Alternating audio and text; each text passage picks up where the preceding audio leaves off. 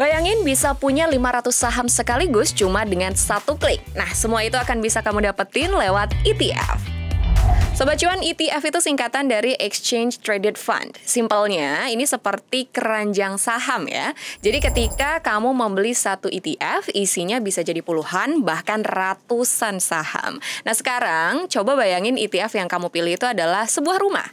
Let's say ketika kamu beli ETF di sektor teknologi, QQQ. Saham-saham di dalamnya, diantaranya kayak Microsoft, Nvidia, Apple, dan lainnya, itu adalah pilar-pilar yang menopang rumah kamu. Nah, kalau suatu saat salah satu saham atau pilar ini drop atau melemah, misalnya karena laporan keuangan Apple lagi jelek nih, nah rumah kamu itu nggak akan langsung roboh, karena masih ada pilar lain seperti saham-saham kayak Microsoft, Amazon, Nvidia, yang performanya itu masih kuat dan mampu menopang performa keseluruhan ETF tersebut. Selanjutnya kita akan membahas apa saja jenis-jenis ETF yang harus kamu ketahui. Yang pertama ada Equity ETF.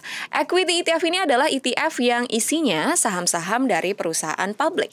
Bisa perusahaan besar kayak Apple dan Microsoft atau sektor tertentu kayak perbankan dan teknologi.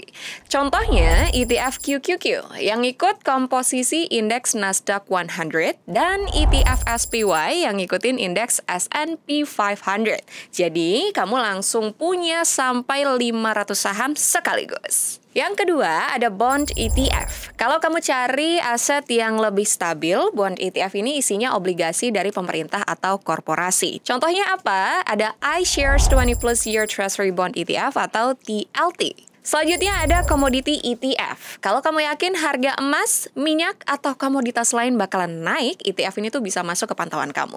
Jadi Commodity ETF ini ngikutin harga aset fisik kayak emas. Dan iShares Silver Trust yang ikut pergerakan harga perak yang lagi ngetren belakangan ini. Jadi kamu bisa investasi di komoditas tanpa beli barang fisiknya. Sebetulnya masih banyak lagi ya contohnya Sobat Cuan, tapi ngomong-ngomong apa sih untungnya investasi di ETF? Pertama, dari sisi diversifikasi, ETF juaranya. Seperti yang kita bahas sebelumnya Sobat Cuan, beli ETF itu ibarat beli satu keranjang berisi puluhan sampai ratusan saham. Dan nggak perlu modal yang besar. Di peluang, kamu udah bisa beli ETF mulai dari $1 aja. Kedua, ETF adalah aset yang efisien karena dikelola pasif dan nggak ada manajemen fee tahunan seperti yang ada di reksadana. And last but not least, ETF itu real time dan lebih liquid. Kalau di reksadana, biasanya kan harga akan diupdate sekali sehari dan transaksi itu dieksekusi di akhir hari serta butuh waktu untuk diproses. Tapi untuk ETF, harganya diupdate real time dan lebih liquid karena bisa diperdagangkan selama jam pasar AS. Oh ya, satu hal yang kadang orang lupa, beberapa ETF juga bagi-bagi dividen secara berkala loh. Jadi sambil investasi, kamu bisa dapat tambahan income pasif karena semua ETF di peluang udah PALN, yang artinya kepemilikan ETF ini langsung atas nama kamu. Informasi selengkapnya kalian bisa cek di description link di bawah. Nah, di video selanjutnya, Sobat Cuan, kita bakal kasih simulasi perhitungan kalau kamu rutin nabung di ETF selama beberapa tahun.